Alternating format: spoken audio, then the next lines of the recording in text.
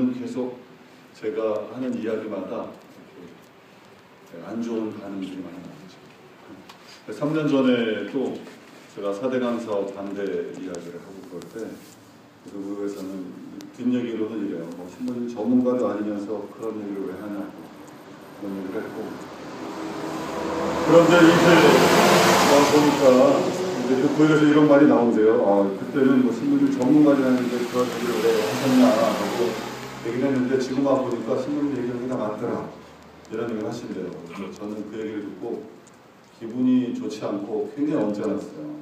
왜냐? 저는 전문가 아닌 건 확실합니다. 우선 제가 한 얘기가 아니고 그건 한국 천주교 주교회의에서 한 얘기였어요. 그런데 마치 내 개인적으로 혼자 붙여서 하는 얘기처럼 이렇게 사람들이 알고 있었고, 두 번째는 지금만 보니까 진짜 다 그렇더라 이런 얘기를 하셨는데, 아니 그걸 몰라요? 저는 전문가는 아닙니다. 토목공사나 건설의 전문가는 아닌데요. 누가 거짓말을 하는지, 누가 진실을 알아낼 수 있어요. 그건 전문가입니다.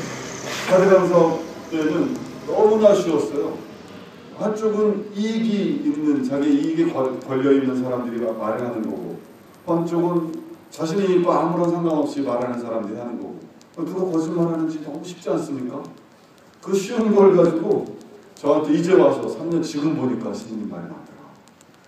이런 바보 같은 얘기를 하고 자빠졌습니다. 그래서 그 참 우습기 그지없고, 지금도 그 4대강 사업뿐 아니라 30몇 년 전에 인혁당, 40년이면 뭐죠 이제 인혁당 사건도 그렇고, 그리고 지금 제주에서 일어나는 일도 그렇고, 뭐 천안함도 그렇고, 누가 그것에 이익에 관계되어 있느냐, 그런 사람들이 하는 말과 그리고 이익과 전혀 상관없이 하는 사람들의 말을 들으면 누가 진실을 말하는지 너무 뻔하잖아요.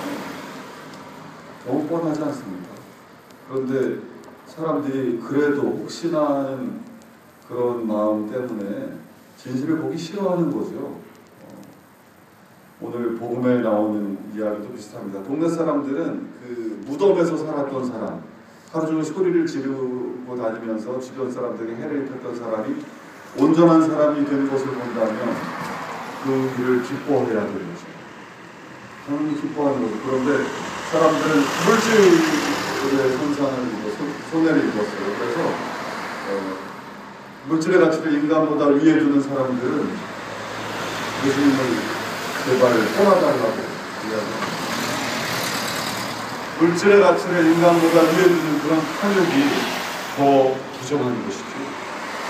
돼지고기가 부정한 것이 아니라 그런 탐욕이 훨씬 더 부정한 것이고 사람을 몹쓸게 만드는, 정말 못 쓰게 만드는 그런 부정한 것입니다. 그런데도 혹시나 하는 많은 신앙인들은 아직도 그냥 양다리 거치는 그런 작전을 쓰는 거예요. 최근에 제가 예전 한 20몇 년 전부터 좋아했던 그 파블로 카잘스라는 사람에 대해서 다시 보게 됐어요. 놀라운 사실이 있더라고요. 바하의 무반주 첼로 조곡을 처음으로 녹음을 한 사람입니다. 악보를 처음으로 찾아낸 사람이죠. 음악학교를 다니면서 음악학교 졸업식 때, 졸업 발표회 때 아무도 발표하지 않은 곡을 해보고 싶다라고 해서 아버지랑 같이 헌책방을 돌아다니다가 바하의 무반주 첼로 조곡 악보를 발견합니다. 세상에 공개되지 않은 거죠. 저는 그때 그래서 이 사람이 이때 이걸 연습해가지고 졸업식 때 했겠구나 했는데 그게 아니라 바하의 무반주 첼로 조곡이 그 바하 시대에는 어떤 현을, 바이올린의 현 중에 4개 중에서 어떤 현을 이용해야 되는지, 그리고 이것은 붙임표를 써야 되는지 붙임줄을 써야 되는지 이런 게 하나도 제대로 안 돼 있다 그래요. 그래서 그 바하의 무반주 첼로 조곡이 다 합해서 2시간짜리인데 굉장히 깁니다. 2시간짜리인데 이 음악을 40년 동안 연구를 했대요. 그 10몇 살에 그 악보를 발견하고 40년 동안 그 곡을 연습하고 또 연구해서 어떤 줄을 쓸 것인지 이걸 연구해가지고 50몇 살에 처음으로 곡을 녹음을 합니다. 굉장히 유명한 사람이 된 거죠. 그 첼리스트에서 음악계에서 굉장히 유명한 사람들. 근데 그 당시에 어떤 일이 벌어졌느냐. 스페인에 내란이 일어났어요. 군사 쿠데타. 우리나라 박정희 때랑 똑같은 그런 일이 벌어졌습니다. 그런데 프랑코가 전쟁을 일으켰는데 프랑코가 우세하니까 이 사람의 명분이 분명 없음에도 불구하고 프랑크의 군사가 우세하니까 영국, 미국, 프랑스 다 이 프랑크와 군사협정을 맺으려고 협정을 맺으려고 하는 거예요. 그래서 파블로는 각국에 메시지를 보냅니다. 프랑크를 도와주지 말 것을. 그런데 세상은 그렇게 되지 않았어요. 그래서 쉽게 프랑코가 전쟁을 이겼을 뿐더러 그리고 그 이후에 30여 년 동안 철거 정치가 시작됐죠. 스페인 남부 역사가 시작됐죠. 그리고 나서 특히 프랑코를 잘 도와줬던 영국에 대해서 파블로 카잘스는 나는 영국에서 공연하지 않겠다라고 합니다. 굉장히 유명한 음악가가 영국에서 공연하지 않겠다고 하니까 영국 사람들도 난리가 났죠. 영국 수장이 와가지고 이렇게 얘기했습니다. 외교라는 것이 이렇게 당신이 생각하는 것처럼 쉽지 않습니다. 우리를 이해해 주십시오.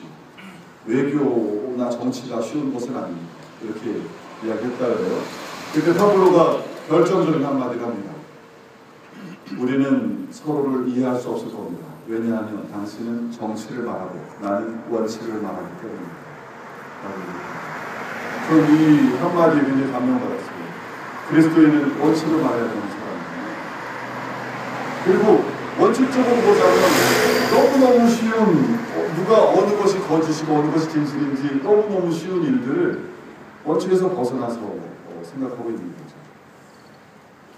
이 경제적인 유가가 얼마가 될 것이며 4대 강사업 여러분 다 여기 그때부터 하셨던 분들이 다 같이 아실 겁니다. 일자리 창출 30만 개. 중국 사람한테 일자리 몇 개 창출되기도 한 것 같아요. 그리고 수질이 개선되고 또 홍수가 예방되고 다 거짓말이었던 그때부터 다 알았습니다. 지금 제주도에서 일어난 일들도 다 거짓말이에요. 이렇게 못 살게 보이면서 이곳에서 일하는 활동가들의 인권을 유린하면서 일어난 일들이 너무나 명명백백하게 하나님의 정의에 어긋나는 것인데도 불구하고 세상 사람들은 국가 안보 차원에서 제주도 이항을 만들려는 말도 안 되는 거짓말을